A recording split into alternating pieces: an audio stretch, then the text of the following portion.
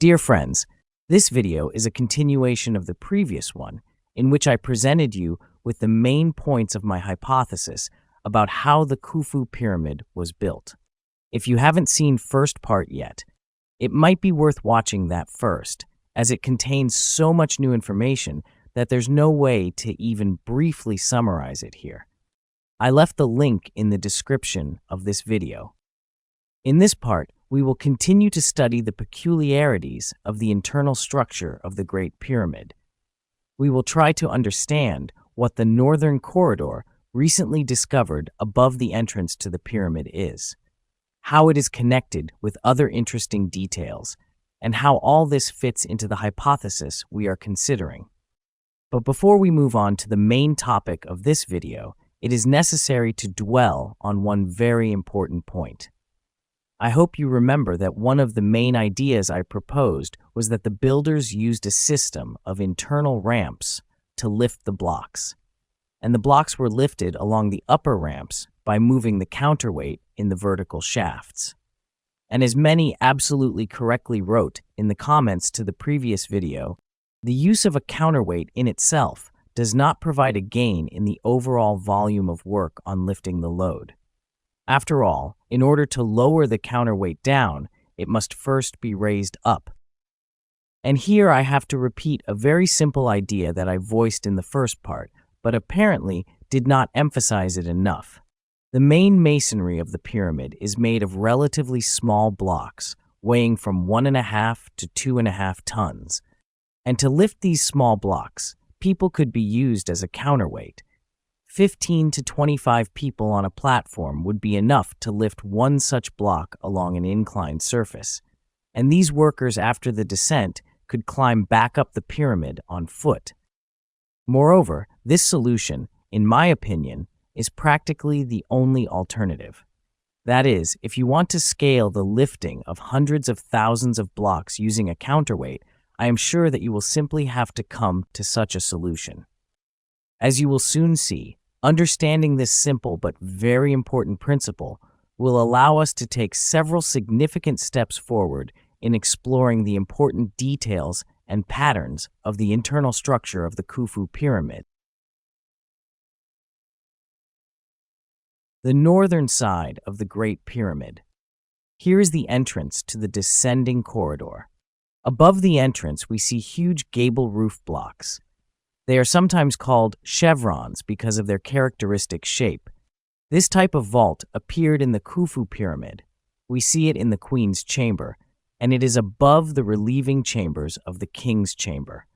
A similar type of roof will be used in subsequent pyramids of the 4th dynasty. In the Pyramid of Menkaure, the vault blocks will be additionally worked to form an arch. We see the same solution in the later pyramids of the 5th and 6th dynasties. In the Meidum, red and bent pyramids, attributed to Khufu's predecessor, Pharaoh Snefru, the builders used the so-called false vault.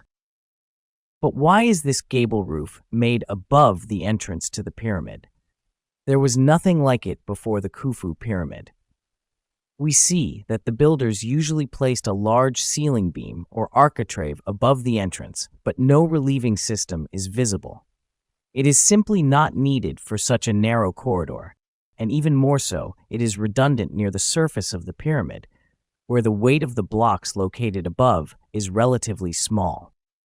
7 years ago, the Scan Pyramids research team discovered that there was an empty space behind these chevrons, which scientists later called the North Face Corridor.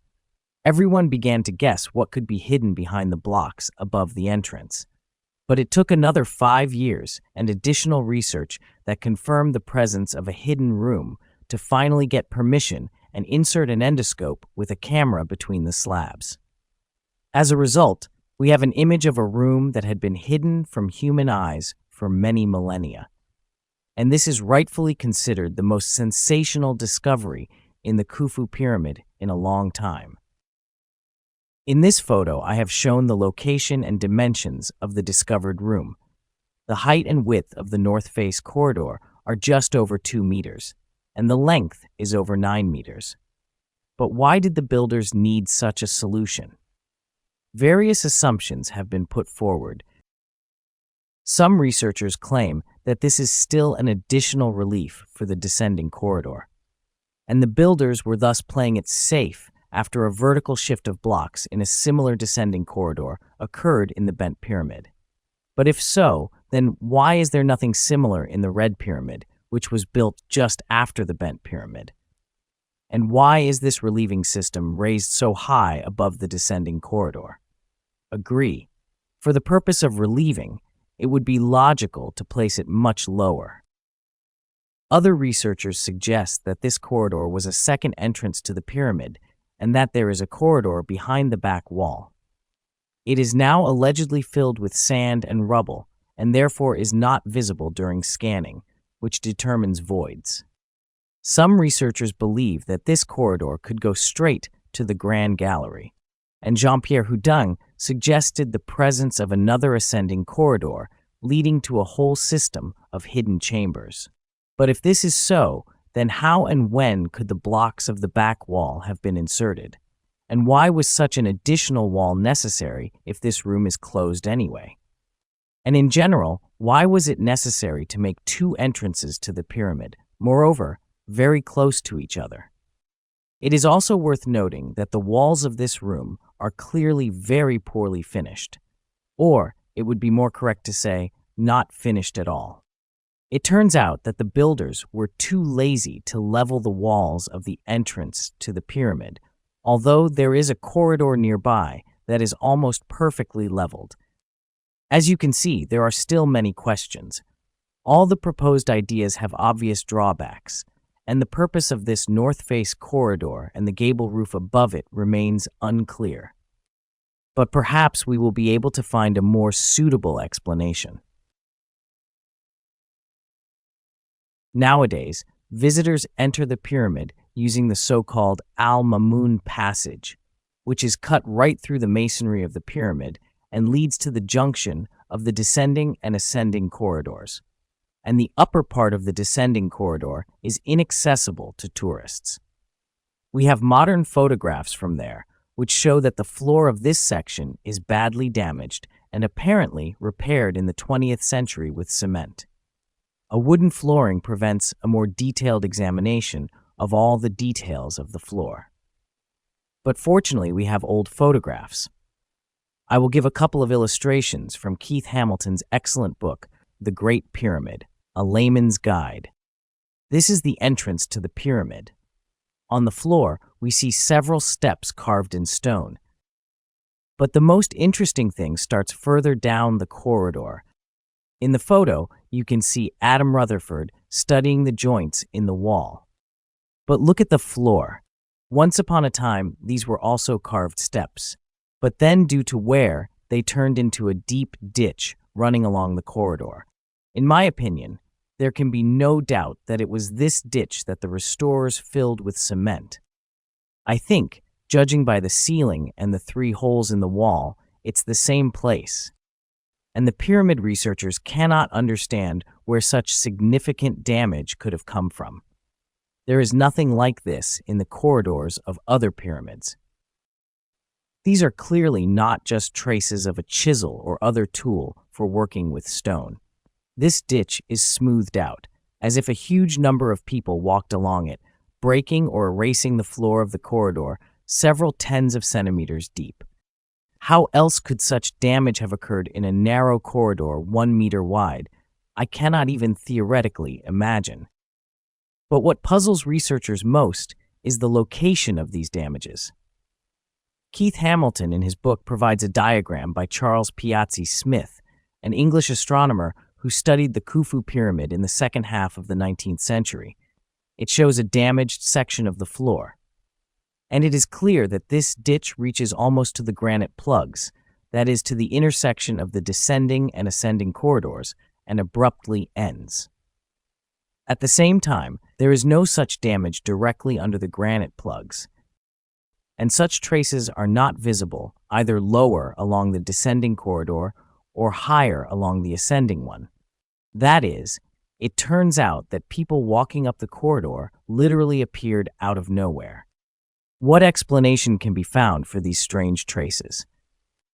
I have one, in my opinion, quite an interesting assumption, and it explains so many of the strange details of the northern part of Khufu's pyramid that I just can't resist sharing it with you.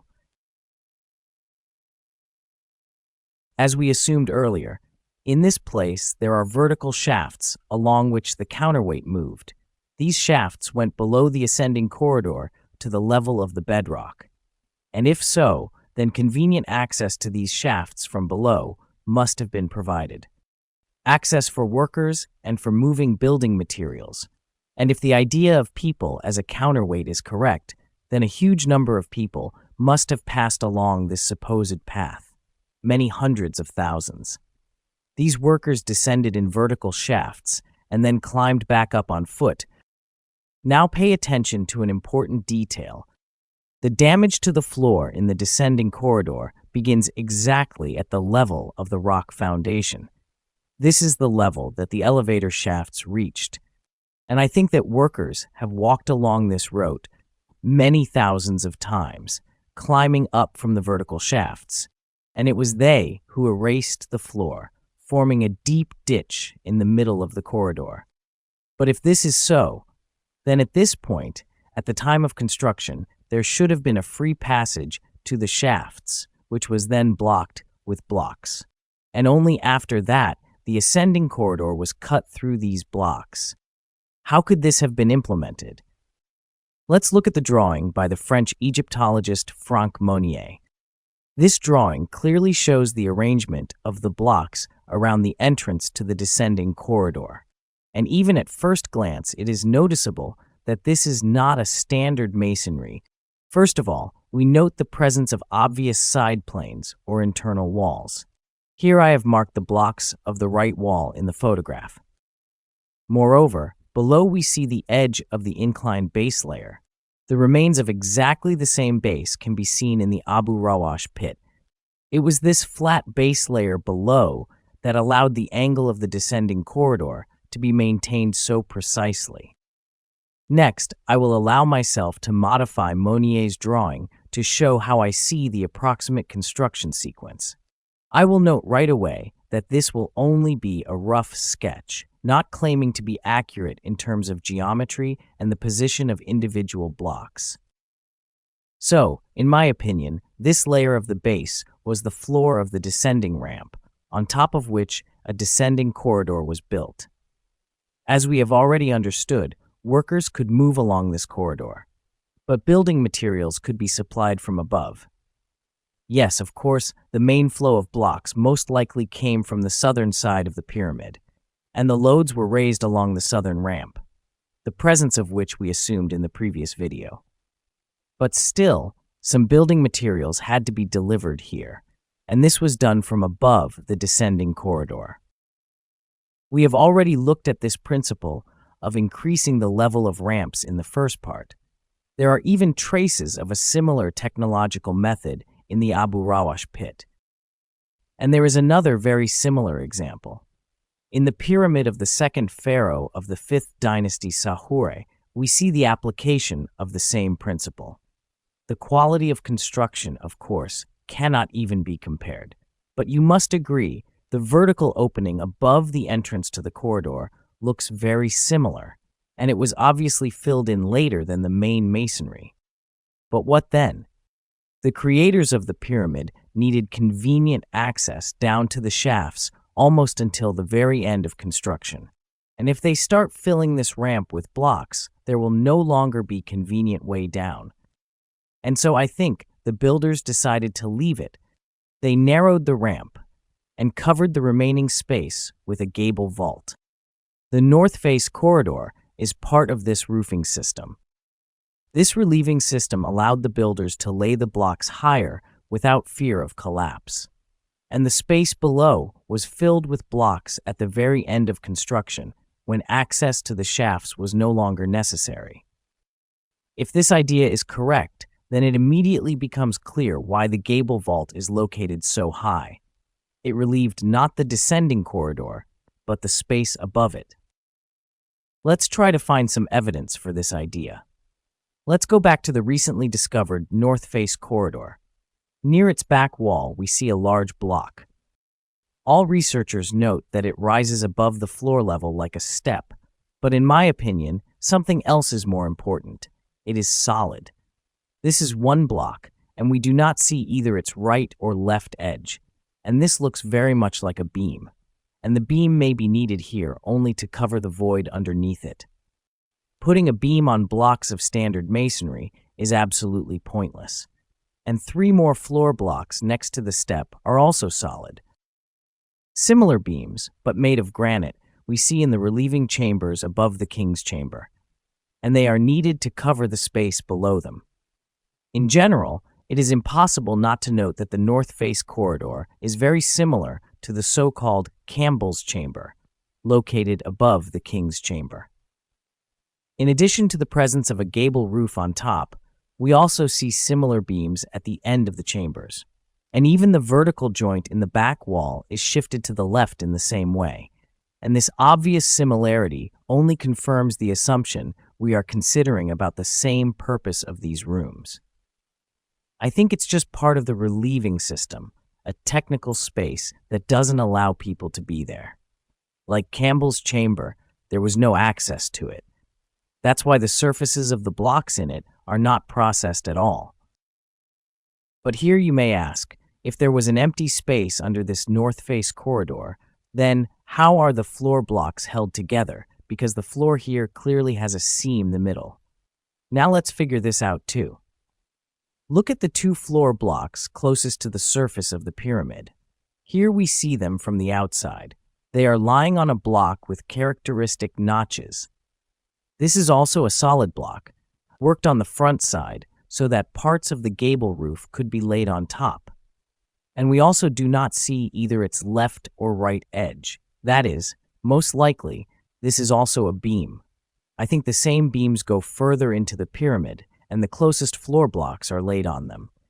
And this roof begins right above the passage, the presence of which we have assumed. Then there may be 2 options. Either this gable vault continues horizontally all the way to the vertical shafts, or the next sections of the relieving system are installed lower. I am more inclined to the second option, since it explains the presence of the back wall in the north face corridor. In addition, the volume of the space covered in this case will be smaller.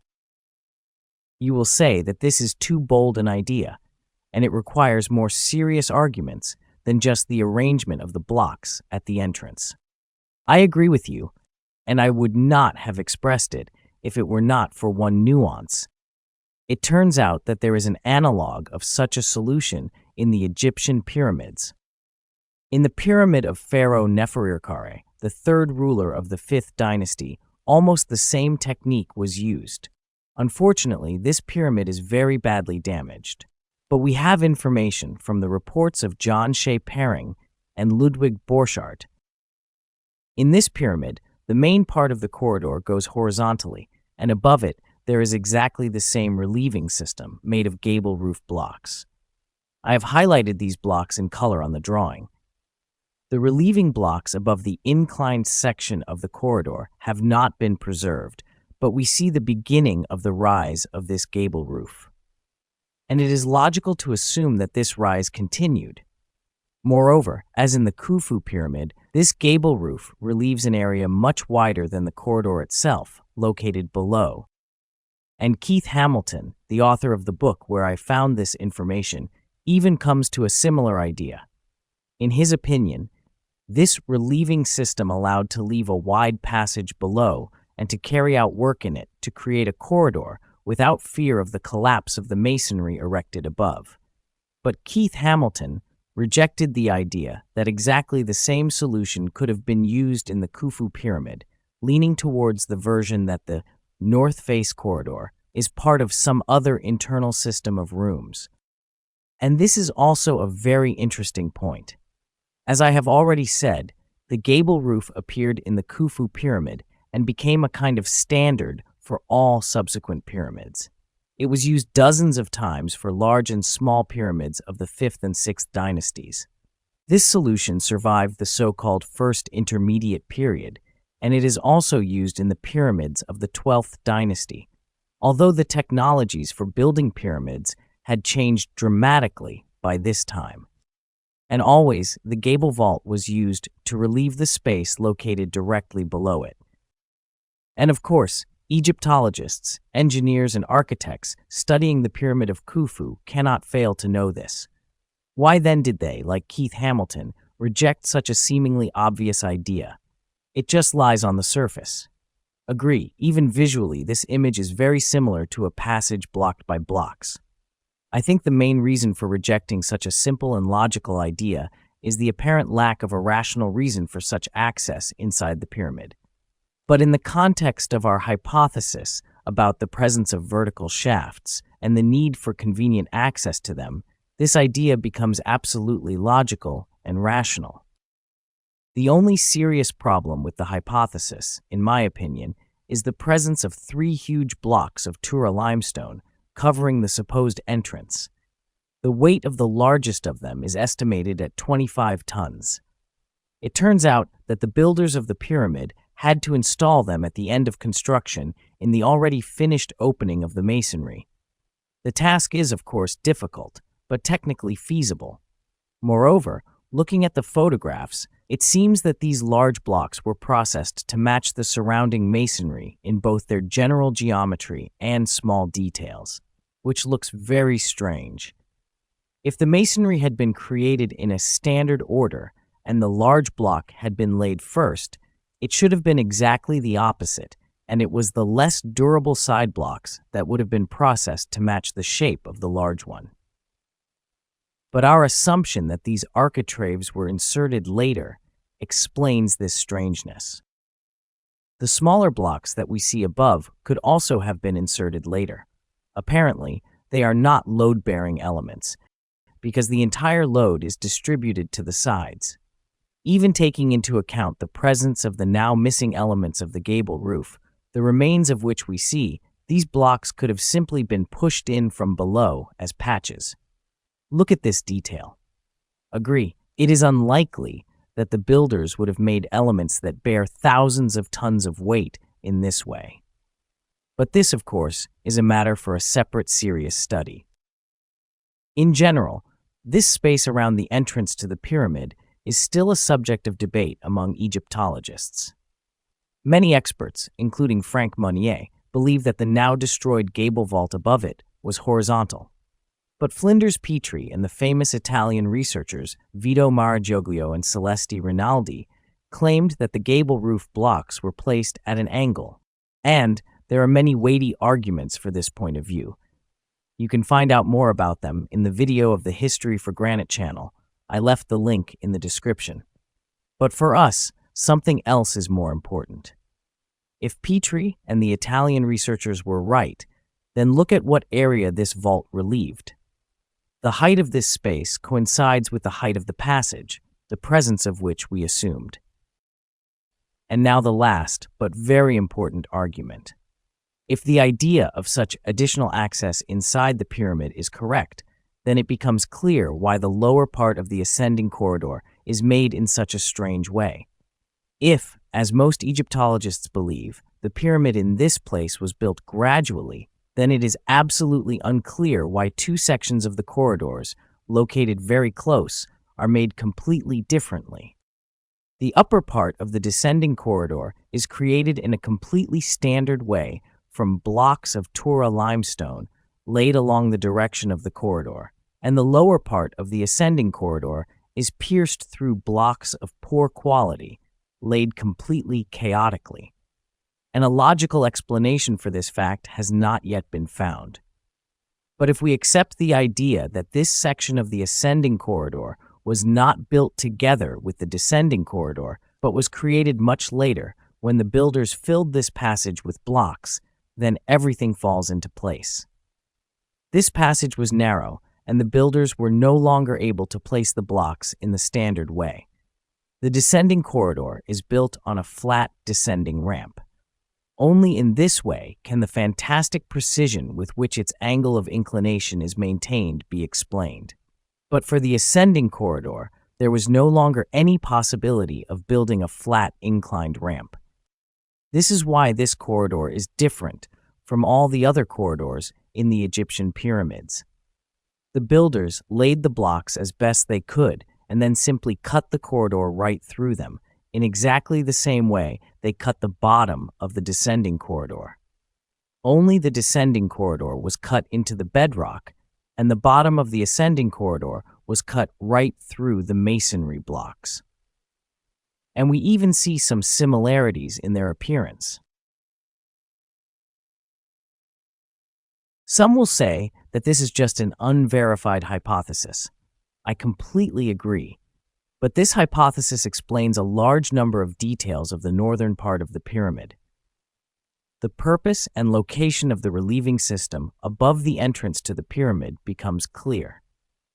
The reason why the north face corridor is so similar to Campbell's chamber becomes obvious.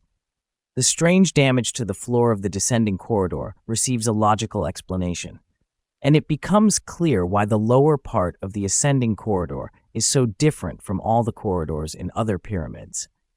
Given all these arguments, I am sure that the idea expressed deserves consideration, discussion, and further verification. And of course, it is necessary to say that this hypothesis about the presence of additional access inside the pyramid during its construction is very well consistent with the previously stated version of the construction of the Khufu pyramid. As you can see, within the framework of the hypothesis we are considering, many details of the internal structure of the pyramid, which previously caused much controversy about their purpose, acquire a rational explanation. And in the next part, we will continue this most interesting investigation because the Khufu pyramid contains a huge number of secrets and mysteries. Dear friends, write in the comments what you think about the ideas presented in this video. And of course, if you liked the video, click the like button and subscribe to the channel. Thank you very much for your time and attention.